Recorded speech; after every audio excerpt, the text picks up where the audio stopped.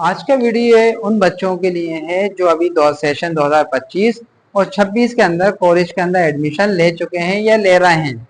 ठीक है, मगर उन बच्चों को अभी तक ये नहीं पता कि मेजर सब्जेक्ट क्या है, माइनर सब्जेक्ट क्या है। पहले जो ओपन इलेक्टिव चलता था उसकी जगह क्या आ गया।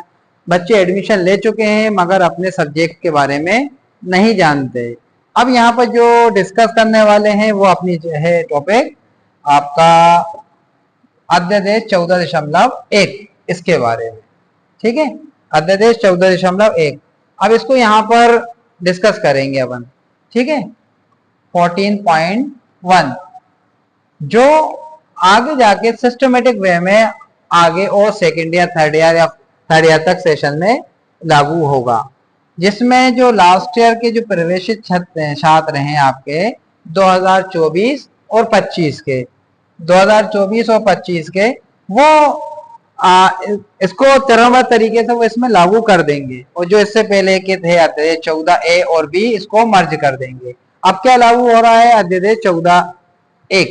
ठीक है, तो 14.1 के विषय में अपन आगे नेक्स्ट स्लाइड में क्या देखते हैं कि समिति के अकॉर्डिंग यहाँ पर उन्होंने पूरे सिलेबस को डिवाइड कर रखा है। यहाँ पर कुछ बिंदु यहाँ पर दिए हैं कि बच्चे को जो चॉइस बेस्ड क्रेडिट सिस्टम है तो उसके अंदर मिनिमम कितने क्रेडिट लानी है, यहाँ पर उसको 50% क्रेडिट लानी है।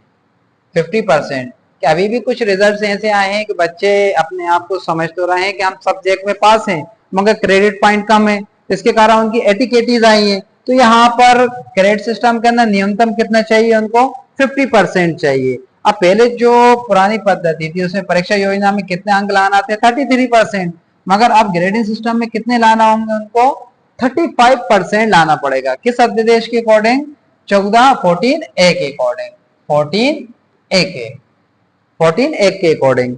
ठीक है ना। तो यहाँ पर जो आपका प्रस्तावित है वो किस किस के लिए है, तो अपन इसको आगे देखते हैं। तो जो आपके टोटल जो सब्जेक्ट रहेंगे उसको किस में डिवाइड कर रखा है, C1 से लेकर C11 तक, यानी 11 तक वो डिवाइडेड रहेंगे। और इसमें जो डिसिप्लिनरी सब्जेक्ट हैं वो कहां से रहेंगे, आपके 1 से लेकर 4 तक, ये डिसिप्लिनरी सब्जेक्ट है। ठीक है ना। और मेजर जो सब्जेक्ट रहेंगे उसको अलग क्रेडिट दे रखा है, माइनर के लिए अलग क्रेडिट है। और आपका एक और जो सब्जेक्ट रहेगा वो रहेगा आपका MDC, उसके लिए अलग दे रखे हैं।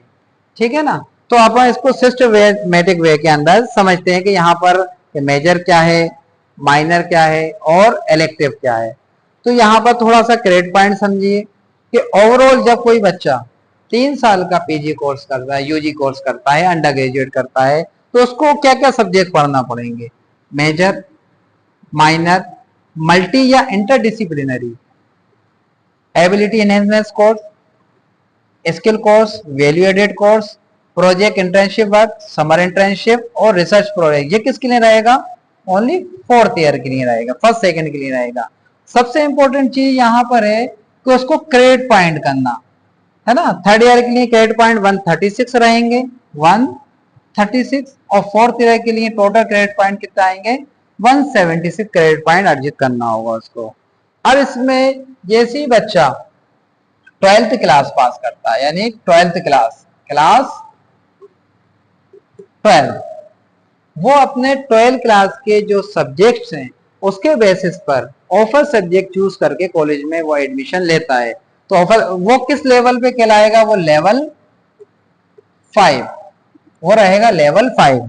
जैसे वो फर्स्ट ईयर के अंदर एंट्री करेगा, फर्स्ट ईयर जहां पर सेमेस्टर सिस्टम है तो वो सेमेस्टर फर्स्ट में एंट्री कर लेगा, यहाँ ईयर सिस्टम है तो ईयर में एंट्री कर लेगा, क्योंकि कुछ कोर्सेज होते हैं जिसमें सेमेस्टर सिस्टम चलता है। तो यहाँ पर एंट्री करेगा तो वो किस लेवल में एंट्री करेगा, लेवल 5 के अंदर एंट्री कर लेगा। अब जैसे वो एंट्री करता है तो यहाँ पर एंट्री करने के बाद उसको पास होने के बाद वो किस कैटेगरी में आ जाता है, लेवल 5 में, तो वो एंट्री करा लेवल 5 में। तो यहाँ पर उसको चूज करना पड़ेगा मेजर, और मेजर के लिए जिस सब्जेक्ट से करता है, मेजर सब्जेक्ट 1, सब्जेक्ट 2 और मेजर सब्जेक्ट 3। इस तरीके से उसको पढ़ने होंगे, ठीक है। इसी तरीके से आपका क्या रहेगा माइनर, तो माइनर में वो क्या लेगा, सब्जेक्ट माइनर के लिए 1 और सब्जेक्ट माइनर 2। अब स्टूडेंट यहाँ पे ये ध्यान रखना कि जो भी सब्जेक्ट आपका मेजर है तो उसके कितने पेपर्स रहेंगे, आपके 3 पेपर रहेंगे, और माइनर के कितने रहेंगे, आपके 2 पेपर रहेंगे, और एक पेपर आप किसमें पढ़ेंगे, एमडीसी के अंदर, मल्टी डिसिप्लिनरी कोर्स के अंदर, ठीक है ना। अब यहाँ पर जो मेजर सब्जेक्ट है, तो हर एक मेजर सब्जेक्ट का डिवाइड कर रखा है उन्होंने 5 यूनिट्स के अंदर, और इसमें जो क्रेडिट पॉइंट आपको दिए जाएंगे वो क्रेडिट पॉइंट रहेंगे आपके 6, ठीक है। हर सब्जेक्ट के लिए क्रेडिट पॉइंट रहेंगे 6, ठीक है ना। और यहाँ पर जो एमआई है इसके लिए क्रेडिट पॉइंट उन्होंने कम कर रखा है, ठीक है। तो इसके लिए जो क्रेडिट पॉइंट रहेगा आपका, तो वो क्रेडिट पॉइंट रहेंगे आपके 4। ये क्रेडिट पॉइंट कितना रहेगा आपका, 4 रहेगा। और एमडीसी के लिए यहाँ पर अभी इसका सब्जेक्ट सिलेबस डाला नहीं है, इसके लिए जो क्रेडिट पॉइंट रहेंगे, क्रेडिट पॉइंट वो कितने रहेंगे, 3 रहेंगे, ये एमडीसी का रहेगा। इसके अलावा में एबिलिटी कोर्सेज भी पढ़ना पड़ेंगे, वोकेशनल कोर्सेज भी रहेंगे, और इंटर्नशिप प्रोजेक्ट भी रहेगा, और फाउंडेशन कोर्स हिंदी वगैरह ये रहेंगे। मगर असली परेशानी बच्चे को यहीं पर समझ में आती है। अब ये लेवल 5 में एक चीज समझ लेना, तो लेवल 5 में जब बच्चा एंट्री करता है तो उसमें 2 ऑप्शन खुलते हैं। यहाँ पर देखिएगा आप, यहाँ पर लिखा एंट्री 1, और यहाँ पर आप नोटिस करेंगे एग्जिट 1, ठीक है। यहां पर तो उसने क्या ले ली, एंट्री ले ली, यानी फर्स्ट ईयर के अंदर प्रवेश कर गया वो। अब ये फर्स्ट ईयर जो रहेगा आपका, फर्स्ट ईयर ये रहेगा आपका सर्टिफिकेट कोर्स। यहां पर अगर बच्चा ये पास होने के बाद, टोटल क्रेडिट नंबर लेने के बाद कॉलेज छोड़ना चाहे तो वो कॉलेज छोड़ सकता है। उसको क्या प्रोवाइड हो जाएगा, सर्टिफिकेट, है ना, उसको सर्टिफिकेट मिल जाएगा, ठीक है। तो एग्जिट पॉइंट दिया गया है, तो वो किस लेवल पे हो जाएगा, लेवल 5 में एंट्री करी। अब उसके बाद फर्स्ट ईयर पास हुआ तो वो कहां पहुंच गया, लेवल 6 में, लेवल 6 में। अगर वो नेक्स्ट सेकेंड ईयर करना चाहता है तो नेक्स्ट ईयर, यानी इस सेशन की बात करें तो इस सेशन हो गया 2025-26, है ना। नेक्स्ट सेशन में जब एंट्री करेगा लेवल 6 के अंदर, तो वो कहां आ जाएगा आपका, सेकेंड ईयर के अंदर, सेकेंड ईयर, सेकेंड ईयर में। तो सेकेंड ईयर में जब एंट्री लेगा उसके पास लेवल 6 होगा, तो कहां पहुंच गए वो, एंट्री के अंदर, लेवल 6 के अंदर, ठीक है। लेवल 6 में जैसे ही पहुंचेगा तो हाँ, यहां पर एक चीज ध्यान रखना, टोटल जो क्रेडिट पॉइंट रहेंगे वो टोटल क्रेडिट पॉइंट कितना रहेगा इसका, 40 क्रेडिट पॉइंट लेना होगा उसको। अगर 40 से क्रेडिट कम आता है और किसी भी सब्जेक्ट में, चाहे वो ओवरऑल सब्जेक्ट में पास है, मगर उसका किसी ना किसी सब्जेक्ट में एटीकेटी आ जाएगा, उसको फिर से वो सब्जेक्ट का पेपर देना होगा और इतने क्रेडिट पॉइंट करने होंगे, तब जाके उसको सर्टिफिकेट मिलेगा, नहीं तो नहीं मिलेगा। अब 40 क्रेडिट पॉइंट उसके पास है, वो लेवल 6 पे पहुंच गया, सेकेंड ईयर में एंट्री करेगा, सेकेंड ईयर में सेम चीज आगे पढ़ेगा। अब यहाँ पर एक्स्ट्रा ऑप्शन क्या रहता है, मेजर सब्जेक्ट जो उसका चल रहा है वो मेजर सब्जेक्ट पढ़ेगा अपने, ठीक है ना, मेजर सब्जेक्ट के एक एक्स्ट्रा ऑप्शन, पहले तो ये यहाँ पर एंट्री करेगा, एंट्री करने के बाद इस जो सेकेंड ईयर है, सेकेंड ईयर के लिए जो उन्होंने क्रेडिट पॉइंट रखे हैं वो कितने रहेंगे आपके, 42। अगर सेकेंड ईयर पास होके बाहर निकलता है तो उसके पास टोटल क्रेडिट पॉइंट कितने हो जाएंगे, 82। मगर यहाँ पर एक एक्स्ट्रा ऑप्शन क्या होता है, माइनर। जैसे कि फॉर एग्जाम्पल बच्चे ने यहां पर या यहां पर मान लो मैथ्स लिए, और यहां पर उसका सब्जेक्ट क्या है, केमिस्ट्री है या हिस्ट्री है, ठीक है, या यहां पर पॉलिटिक्स है, तो इस माइनर सब्जेक्ट को वो सेकेंड ईयर में आके ऑप्शनल मेजर सब्जेक्ट में कन्वर्ट कर सकता है, जिसे उसे एक्स्ट्रा क्रेडिट पॉइंट मिलेंगे, ठीक है। एक्स्ट्रा क्रेडिट पॉइंट यहाँ पर, यानी कि उसके पास क्या हो जाएगा, जब वो ग्रेजुएशन कंप्लीट करने के बाद पीजी में एंटर करता है तो उसके पास मेजर फर्स्ट ये रहेगा, और यहाँ पर माइनर को, इसमें से किसी माइनर को अगर वो मेजर बना लेता है तो 2 सब्जेक्ट में पीजी करने का ऑप्शन रहेगा, तो वो सेकेंड ईयर में यहाँ पर वो चाहे तो ऐड कर सकता है, तो यहाँ पर रहेगा। तो सेकेंड ईयर जब करेगा तो सेम सब्जेक्ट वो यहाँ पर पढ़ेगा, ठीक है। इसी तरह थर्ड ईयर में ठीक है। अब वो बच्चा चाहे कि सेकेंड ईयर करके उसको छोड़ना है, यानी सेकेंड ईयर पास कर ली उसके बाद कॉलेज उसको छोड़ना है, तो उसको क्या प्रोवाइड होगा, डिप्लोमा, डिप्लोमा प्रोवाइड हो जाएगा। ठीक है। अब वो चाहे कि मुझे आगे जाके नेक्स्ट थर्ड ईयर करना है, ठीक है, तो थर्ड ईयर में जब पहुंचेगा तो इसके लिए लेवल 6 हो गया। ठीक है, थर्ड ईयर मुझे कंप्लीट होगा तो वो कहां पर पहुंच जाएगा, लेवल 7 के अंदर, लेवल 7 में। ठीक है।